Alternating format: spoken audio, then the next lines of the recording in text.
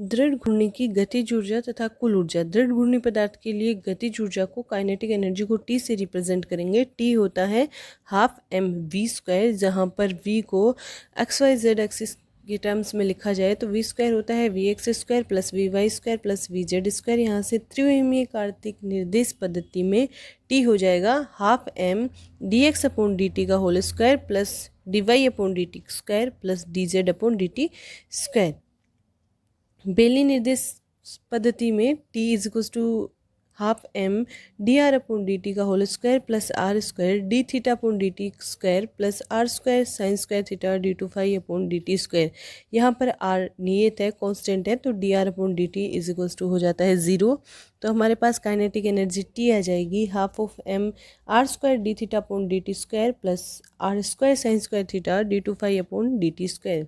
तो T equals to half M, यहाँ से आर स्क्वायर कॉमन ले लेंगे तो आ जाएगा आर स्क्वायर, रिमेनिंग होगा D theta upon D T square plus sine square theta D two phi upon D T square.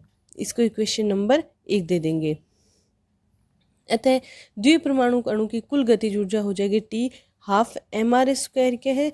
द्विपरमाणु अणु का जड़त्व आघूर्ण है, इसको लिख सकते हैं m1 r1 square plus m2 r2 square D theta upon D T square plus sine square theta D two phi upon D T square आ जाएगा टी की वैल्यू। यहाँ से हम इसे लिख देंगे half of m1 r1 square plus m2 r2 square. इसका जड़त्व आघूर्ण है द्विपरमाणु अणु का, तो टी हो जाएगा half I D theta upon D T square plus sine square theta D two phi upon D T square. अतः कुल ऊर्जा E T plus V kinetic energy plus potential energy होती है। यहाँ पोटेंशियल एनर्जी 0 है, इसलिए काइनेटिक एनर्जी आ जाएगी half I D theta upon D T square plus sine square theta D two phi upon D T square. इसको 2 number equation देंगे। अगर हम इक्वेशन 1 और इक्वेशन 2 की तुलना करें तो हम यहाँ से देख सकते हैं कि यहाँ पर आई है और यहाँ है इक्वेशन 1 में एम आर स्क्वायर। तो यहाँ पर अगर हम द्विपरमाणु अणु की घूर्णन गति की बात करते हैं तो आई एम की जगह लिखते हैं आई और आर की जगह 1। अब देखते हैं दृढ़ घूर्णी की ऊर्जा आइगन फलन तथा ऊर्जा आइगन मान। गोलीय ध्रुवीय निर्देशांकों में श्रोडिंजर समीकरण होती है 1/r स्क्वायर। ध्रुवित निर्देशांकों के लिए हमने क्वांटम मैकेनिक्स में श्रोडिंगर इक्वेशन पढ़ी है 1/r square del upon del R square del upon del R plus 1/r square sine theta del upon del theta sine theta del upon del theta plus 1/r square sine square theta del two phi upon del, यहाँ पे जो भी अगर साई होगा तो del two Sai आ जाएगा, जो कि हमने तीनों का कॉमन ले लिया तो del two upon del phi square into psi R theta phi plus 2m upon H cross square E minus V psi R theta phi is equal to 0। ये है गोलीय ध्रुवीय निर्देशांकों में श्रोडिंगर समीकरण। दृढ़ घूर्णी पदार्थों के लिए m की वैल्यू i के इक्वल होती है, r1 होता है, पोटेंशियल एनर्जी 0 है तथा r इज इक्वल टू 1 की स्थिति में साई आर थीटा फाई, तो r1 है नियतांक है तो साई डिपेंड करेगा थीटा और फाई पर। तो यहाँ पे हम साई को ले लेंगे थीटा फाई और इसकी फर्स्ट टर्म इक्वेशन नंबर 1 में हमारे पास जो इसकी फर्स्ट टर्म दिखाई गई है ये वाली टर्म, ये r की वैल्यू 1 होने के कारण ये यहाँ नहीं रहे, यहाँ से 0 हो जाएगा इसकी टर्म की वैल्यू, और एक ये है और एक ये दोनों टर्म हमारे पास रिमेनिंग में है। तो हम इसे लिख सकते हैं, हम यहाँ से आर स्क्वायर भी कॉमन लेंगे, 1/r स्क्वायर कॉमन लेंगे तो बचेगा 1/ sine theta del upon del theta sine theta del upon del phi. यहाँ से भी r स्क्वायर कॉमन आ गया तो यह है del two phi sine square theta del two phi del two psi sine square theta del two phi plus 2i upon में H cross square, यहाँ i होगा 2m है यहाँ पे, तो या तो यहाँ पे r की वैल्यू 1 रख दो या r को कॉमन लेंगे तो यहाँ mr स्क्वायर आ जाएगा जो कि i के इक्वल होता है।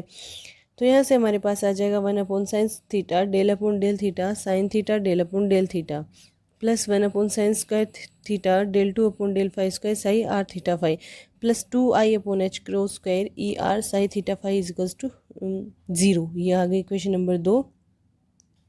इक्वेशन 2 से स्पष्ट है कि दृढ़ घूर्णी का आइगन फलन स्वतंत्र चरों थीटा तथा फाई का फलन होता है।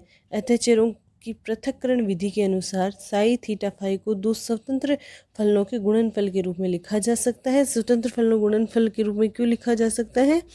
क्योंकि थीटा और फाई दो का ही फलन है, तो psi theta phi F theta G phi ये स्वतंत्र फलन है, एक दूसरे पर थीटा और फाई डिपेंड नहीं कर रहे हैं, तो एफ थीटा और जी फाई के रूप में लिखा जा सकता है। अतः समीकरण 2 से हम यहाँ पे जो साई थीटा फाई है, इस साई थीटा फाई को समीकरण 2 में साई थीटा फाई को हम किस में कन्वर्ट कर देंगे? एफ थीटा जी फाई में। तो हम यहाँ पर एफ थीटा जी फाई लिख देंगे इसकी जगह, और इसको इक्वेशन नंबर 3 दे देंगे। इक्वेशन 3 को साइन स्क्वायर थीटा अपोन में एफ थीटा जी फाई से गुणा करने पर हमारे पास आएगा sine square theta F theta G phi into 1 upon sine theta. ये पहले से ही लिखा हुआ है इक्वेशन नंबर 3 में, del upon del theta sine theta del upon del theta, plus दूसरी टर्म को भी sine square theta F theta G phi से मल्टीप्लाई कर देंगे तो हमारे पास ऐसा आ जाएगा। अब हम इसको थोड़ा सा सॉल्व करेंगे। तो यहाँ पर देखिए, यहाँ पर है एफ थीटा जी फाई और यहाँ पे है एफ थीटा जी फाई, और ये थीटा का फंक्शन है, थीटा के रिस्पेक्ट में इसका अवकलन होगा, तो यहाँ से जी फाई से कैंसिल हो जाएगा। ऐसे ही अगर हम दूसरी टर्म के लिए देखें तो दूसरी टर्म में यहाँ एफ थीटा जी फाई है और अवकलन फाई के रेस्पेक्ट में हो रहा है, तो जी थीटा फाई के रेस्पेक्ट में हो रहा है, तो एफ थीटा से एफ थीटा कैंसिल हो जाएगा और जी फाई यहाँ रिमेनिंग में रहेगा। तो हमारे पास आ जाएगा साइन थीटा अपोन में F theta del upon del theta sine theta del upon del theta F theta plus 1 upon G phi del 2 upon में del phi square G phi, plus में ये थर्ड टर्म कांस्टेंट है, शुरू से ही आ रही है 2i upon H cross square E R sine square theta is equal to 0, जो theta पे डिपेंड कर रही है, इसमें कोई अवकलन नहीं है। तो यहाँ से हमारे पास आ जाएगा sine theta upon F theta del upon del theta sine theta del F theta upon del theta plus 2i upon H cross square E R sine square theta is equal to -1 upon G phi del 2 G phi upon del phi square. इसको हम 4 number equation दे देंगे। Equation 4 के दोनों side, left hand side और right hand side, एक दूसरे से स्वतंत्र चरों के मान है, थीटा और फाई के फलन है। जैसे फर्स्ट टर्म है थीटा का फलन, सेकंड टर्म है कांस्टेंट, जो कांस्टेंट नहीं है थीटा का ही फंक्शन है, साइन स्क्वायर थीटा है तो, और जो इक्वल के इधर राइट हैंड साइड में है वो है फाई का फंक्शन। अतः दोनों पद आवश्यक रूप से किसी एक समान नियतांक के बराबर होने चाहिए, क्योंकि ना लेफ्ट हैंड साइड और राइट हैंड साइड एक दूसरे पर डिपेंड नहीं कर रही हैं, तो इनको एक कांस्टेंट m का फंक्शन मान लिया। तो यहाँ से हमारे पास ये लेफ्ट हैंड साइड आ गया m के इक्वल, इसको इक्वेशन नंबर 5 दे दिया, और राइट हैंड साइड भी m के इक्वल आ गया है। यहाँ से del 2 G phi upon del phi square is equal to आ गया -m G phi, m G phi को लेफ्ट हैंड साइड में ले आएंगे तो ये हो जाएगा del 2 G phi upon del phi square plus m G phi is equal to 0, equation number 6। Equation 6 का हम हल निकाल लेंगे। तो हमने अवकल वाली मैथ्स की बुक में पढ़ा है कि अगर del 2 Y upon del X square plus M Y is equal to 0 हो तो उसका function Y is equal to A E की पावर आई एम एक्स होता है। तो इससे ही हम इसका 6 नंबर इक्वेशन का भी हल लिख लेंगे, वो होगा जी फाई ए ई की पावर आई एम फाई। समीकरण 5 से ही, ये हमारी समीकरण 5 थी। अब इसको अगर हम सॉल्व करें तो हमारे पास ये था समीकरण 5 में। इस समीकरण से साइन स्क्वायर थीटा का भाग लगा देंगे दोनों साइड, तो हमारे पास कुछ इस तरह की इक्वेशन आएगी, और इसके राइट हैंड साइड को लेफ्ट हैंड साइड में ले आएंगे, और लेफ्ट हैंड साइड में जो पहले से दूसरा पद है उससे माइनस करके इसमें एफ थीटा कॉमन ले लेंगे। और यहाँ पर इस दूसरी इक्वेशन में जो दूसरी इक्वेशन दिखाई जा रही है उसके दूसरे पद में 2i upon H cross square E are है, जो कि कांस्टेंट है, उसे हम बीटा लिख देंगे, और हमारे पास इक्वेशन नंबर 8 आ जाएगी, जहाँ पर beta 2i E R upon H cross square है। माना x को हम कोस थीटा लिखें, डेल एक्स, तो डेल एक्स हो जाता है minus sine theta D theta, और del X upon del theta हो जाता है माइनस साइन थीटा। तो डी एफ थीटा अपॉन में del theta is equals to del F theta upon del X into del X upon del theta लिखा जा सकता है। यहाँ से हमारे पास आ जाएगा del F theta upon delta theta, तो ये हो जाएगा minus sine theta del F theta upon del X, del upon del theta है minus sine theta del upon del X. अतः जो इक्वेशन नंबर हमारी 8 आई है उसमें del F theta upon del theta है, तो उसको लिख देंगे del F theta upon del X. तो यहाँ से आ जाएगा minus del upon del x minus sine square theta del F theta upon del X. इस तरह से इसको सॉल्व करेंगे तो हमारे पास इक्वेशन नंबर 10 आ जाएगी। इक्वेशन 10 सहलेजेंड्रे अवकल समीकरण कहलाता है, जिसके हल सहलेजेंड्रे बहुपद कहलाते हैं। चूँकि क्वांटम यांत्रिकी में तरंग फलन एक एकलमानी परिमित व सतत होता है, अतः समीकरण 10 में बी जे जे प्लस 1 होगा। 10 में जो ये बी आ रहा है वो होगा जे जे प्लस 1, जहाँ जे घूर्णन क्वांटम संख्या है, तथा F theta A L P J की पावर एम यहाँ पे कोस थीटा है, और psi theta phi is equals to A1 PJM cos theta A की पावर आई एम फाई है। तो यहाँ से इसके कुछ प्रसामान्यीकरण नियतांक होंगे और A1 आएगा, प्रसामान्यीकरण नियतांकों का प्रतिबंध लगाएंगे तो ये हमारे पास आ जाता है। और सहलेजेंड्रे बहुपद के लांबिकता प्रतिबंध से हमारे पास आता है 2 pi mod of n square two j plus m mod of j plus mod of m upon में 2j plus 1 factorial of j minus mod of m is equals to 1। यहाँ से हम n स्क्वायर निकालेंगे तो हमारे पास 13 number equation आ जाएगी। 13 number equation से हम वैल्यू रखेंगे, ये 12 नंबर जो इक्वेशन है उसमें वैल्यू पुट करेंगे तो हमारे पास साई थीटा फाई का ये मान आएगा। इस समीकरण को दृढ़ घूर्णी का ऊर्जा आइगन फलन कहते हैं, जिसे गोलीय हार्मोनिक्स भी कहते हैं। दृढ़ घूर्णी के ऊर्जा आइगन मान दृढ़ घूर्णी के सहलेजेंड्रे अवकल समीकरण में अभी हमने प्राप्त किया था beta equals to 2i upon H cross square E R. यहाँ पर हमने बीटा माना था, एक कॉन्स्टेंट था, ये 9 नंबर इक्वेशन में 2i ई आर अपॉन में एच क्रॉस स्क्वायर। तो यहाँ से हमारे पास ये बीटा आया था 2i H cross square into E R. Quantum यांत्रिकी प्रतिबंध कहता है बीटा होता है जे जे प्लस 1, तो इन दोनों को इक्वल कर देंगे। यहाँ पर जे घूर्णन क्वांटम संख्या है, तो यहाँ से हम ई आर निकाल सकते हैं। E R is equal to H cross square 2i J J plus 1, और ई आर है दृढ़ घूर्णी पदार्थ के लिए जो द्विपरमाणुक अणु है उसके लिए आइगन मान। तो हमें आइगन फलन निकालना था, आइगन मान निकालना था, और द्विपरमाणुक अणु के लिए दृढ़ घूर्णन गतिज ऊर्जा में आइगन मान आ गया H cross square 2i J J plus 1। द्विपरमाणुक अणु के घूर्णन ऊर्जा स्तरों की अगर बात करें तो किसी द्विपरमाणुक अणु के दोनों परमाणु एक दूसरे से नियत दूरी पर स्थित होते हैं, जिससे द्विपरमाणुक अणु एक दृढ़ घूर्णी की भांति व्यवहार करते हैं, जिसकी घूर्णन गतिज ऊर्जा E R H cross square upon 2i J J plus 1, जहाँ जे 0 1 2 3 होता है। जे के भिन्न भिन्न मानों के संगत पाए जाने वाले ऊर्जा स्तर घूर्णी ऊर्जा स्तर कहलाते हैं, तथा इन ऊर्जा स्तरों के मध्य संक्रमण से प्राप्त स्पेक्ट्रमी रेखाओं का जो समुच्चय प्राप्त होता है उसे घूर्णन स्पेक्ट्रम कहते हैं।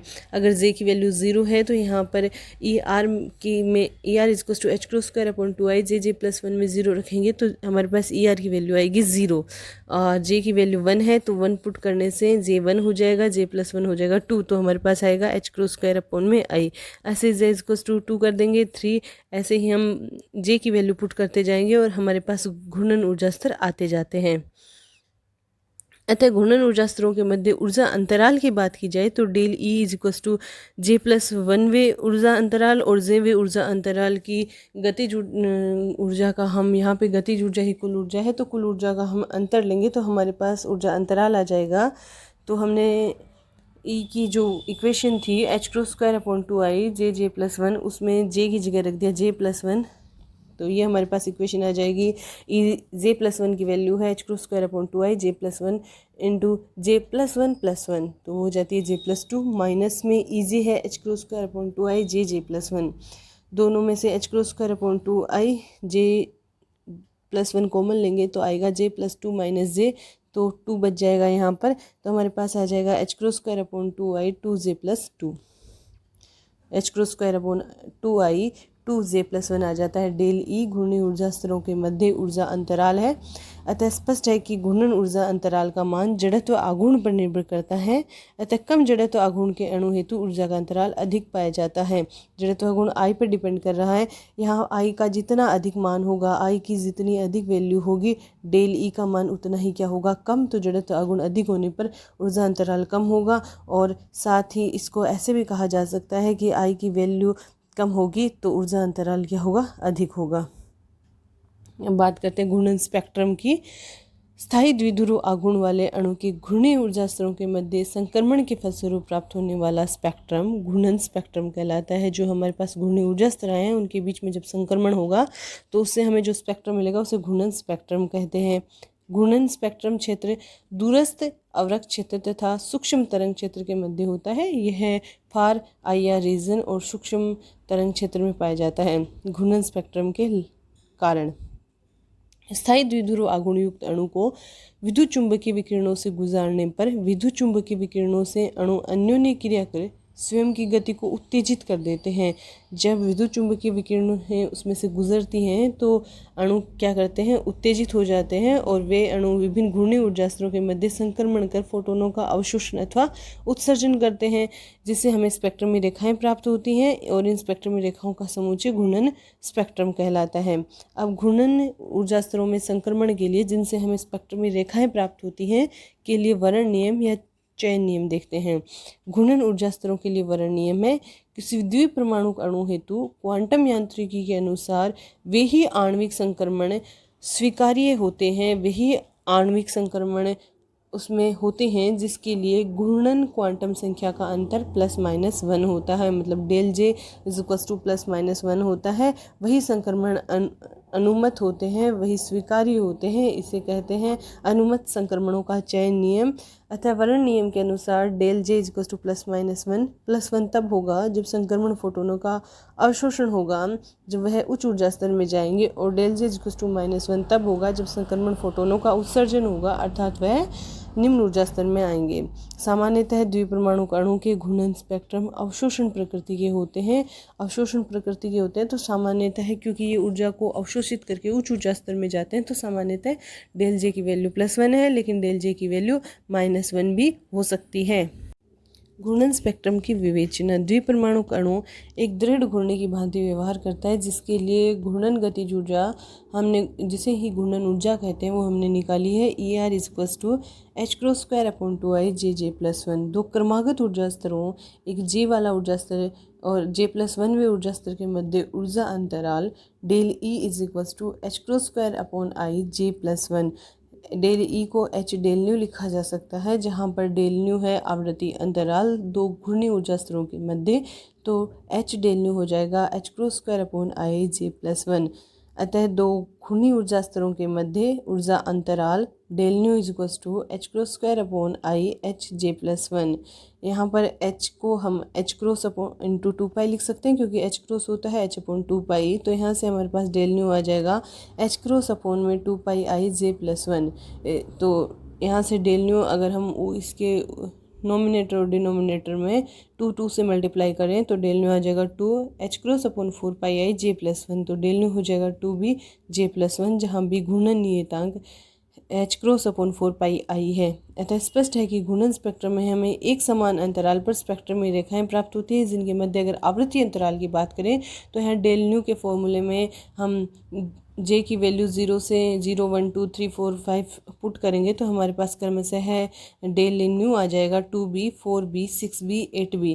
अतः घूर्णन नियतांकों के पदों में घूर्णन ऊर्जा ER = h×2i jj+1। ER = h×2i h×jj+1।